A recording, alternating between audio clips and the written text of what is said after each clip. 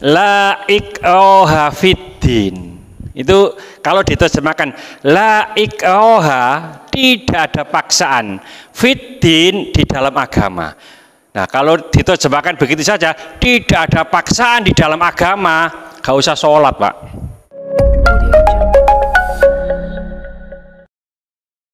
Assalamualaikum warahmatullahi wabarakatuh. Bismillahirrahmanirrahim. Utiyat ummati syai'an, umatku diberi sesuatu, lam yu'tahu ahadun minal umami, yang tidak diberikan kepada umat-umat lainnya. Apa itu? An yaqulu indal musibati, bahwa mereka mengatakan ketika terkena musibah, inna lillahi wa inna ilaihi rajiun. Sesungguhnya kami milik Allah dan sesungguhnya kepadanya kami kembali. Jadi ngapunten, hanya umat Muhammad yang dikasih kata-kata inna lillahi wa inna ilaihi rajiun. Ya, kalau kena musibah apa saja, itu kita ucapkan inna lillahi wa inna ilaihi rajiun. Ada saudara kita yang meninggal, ada bencana, ya.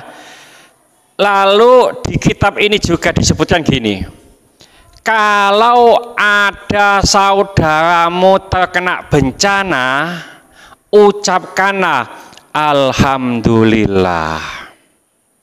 Mungkin apa ini? Ini hadisnya begitu, Pak. Terusnya jangan sampai kedengaran mereka. Ya, jadi ngapunten. Contoh, umpamane nduk nggone bohar atau nduk ketapang ada pentil muter, Pak. Ya. Jadi ada lesus. Ya, ada tornado. Rumah di sana hancur semuanya. Kita disunahkan menurut hadis yang ada di kitab ini membaca alhamdulillah, ya, tapi jangan sampai kedengaran. Artinya apa? Artinya alhamdulillah ya Allah, bencana itu tidak terkena kami. Itu artinya begitu. Nah, para ulama menafsirkan hadis itu, barang siapa yang apabila saudaranya terkena musibah, dia mengenakan alhamdulillah, maka dia tidak akan terkena musibah itu. Tapi kau kok ngomong apa kedengaran, Pak? Nah, apa bencana di rumahmu? Waduh, hancur kabeh. Alhamdulillah. Langsung jos aja, ya. Jadi itu tidak apa-apa, Pak. Termasuk nyombongi uang sing sombong, itu sodakoh. Ada orang sombong tinggi-tinggi itu ngomongnya, ya. Nah, lalu kita sombongi, Pak, ya, kita sombongi dengan niatan supaya orang ini ingat, itu sodakoh. Sering saya sampaikan itu, ya. Saya sampaikan contoh begini, contoh, ya. Aku iki wingi teko Jakarta, kawasel kabeh. Jakarta ndi? Jakarta Barat. Ndi? Cibubur. Suwe aku di Cibubur waktu itu. Enggak tahu nang Jakarta, Pak. Ngomong tok pokoknya. Nah, itu sombong tidak apa-apa. Iya, Mas, ngene lho, Mas. Aku iki cilik iku lahir di Cibubur, SD, SMP, SMA di Cibubur. Cibubur itu Jakarta Timur. Ya. Jadi disombongi begitu dengan niatan supaya orang ini ingat, itu sodakoh. Tapi jangan niat untuk menjatuhkan. Kalau menjatuhkan nggak boleh. Untuk mengingatkan, ya. Jadi menyombongi orang yang sombong untuk mengingatkan itu boleh, ya. Nah, ini ada pertanyaan, Ustadz.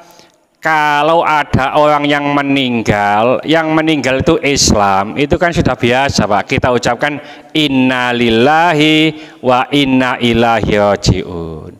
Nah, kalau tidak Islam bagaimana? Ini ada hadis, ya, bahwasanya sahabat ini menyampaikan kepada Rasulullah, ya Rasulullah, Abu Jahal saat ini telah diambil oleh Allah, meninggal. Ya, lalu Rasul mengatakan, kalau ada saudaramu yang muslim yang meninggal, ucapkanlah inna lillahi wa inna ilaihi rajiun. Nah, terus orang ini mengatakan tadi Abu Jahal meninggal. Lalu Rasul mengatakan satu sini, alhamdulillahilladzi nasara abdahu wa azzatinahu. Alhamdulillah, segala puji bagi Allah.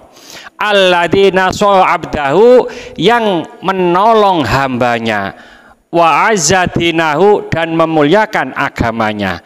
Itu ucapan kita untuk apa?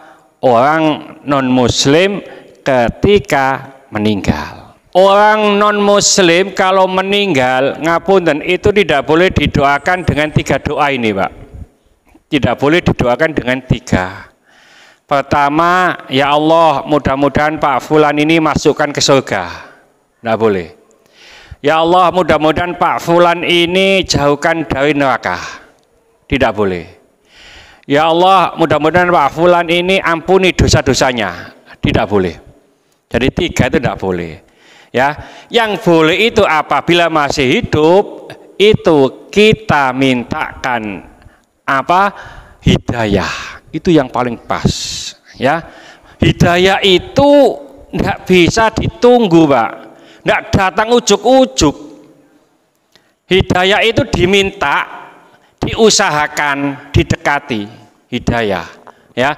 Terus ngapunten, tidak boleh memaksa orang lain masuk Islam. Tidak boleh. Itu Pak Bambang itu pernah itu, ya, maksa ponakane, ya, tapi di YouTube, ya, ya, masa ponakane. Jadi ada apa? Ayat la ikraha fiddin. Itu kalau diterjemahkan la ikraha, tidak ada paksaan, fiddin, di dalam agama. Nah, kalau diterjemahkan begitu saja, tidak ada paksaan di dalam agama, gak usah sholat, Pak. Makanya ada orang yang nggak mau sholat, nggak mau puasa. Kenapa kamu nggak sholat? Gak ngerti Quran zaman itu. Jawabnya gitu, ya, gak ngerti Quran zaman itu. Ini loh ayatnya, la ikraha fiddin, tidak ada paksaan dalam agama. Sampeyan maksa dosa, Quran ngomong ngono. Ya, jadi kalau diterjemahkan la ikraha fiddin itu tidak ada paksaan dalam agama. Tapi kalau menerjemahkan yang demikian itu salah besar. Kenapa? Tentunya ngapunten, orang yang nggak pas itu nih maca hadis ana terjemahane ngono tok. Quran terjemahan begitu tok. Belajar hadis harus tahu asbabul wurudnya. Belajar Quran harus tahu asbabul nuzulnya. Asbabul nuzul ayat ini begini, Pak. Ya, ketika sahabat yang disebut Husaini namanya. Husaini ini sudah masuk Islam, punya anak 2 laki-laki, belum Islam. Ya, kepada Rasulullah menyampaikan, ya Rasulullah, saya punya putra 2, masih belum masuk Islam. Saya bapaknya, saya berhak apa memaksa dia? Dia mau saya paksa masuk Islam. Maka turunlah ayat ini, la ikraha fiddin. Artinya tidak ada paksaan dalam memasuki agama Islam.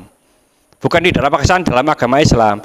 Tidak ada paksaan dalam memasuki agama Islam. Sopo sing meksa orang masuk Islam tidak sesuai dengan ayat ini. Ya, tapi ada ayat lain yang korelasi. Udkhulu fis-silmi kafah. Masuklah kalian ke agama Islam secara kafah, keseluruhan. Nih masuk apa? Agama Islam wajib ngikuti.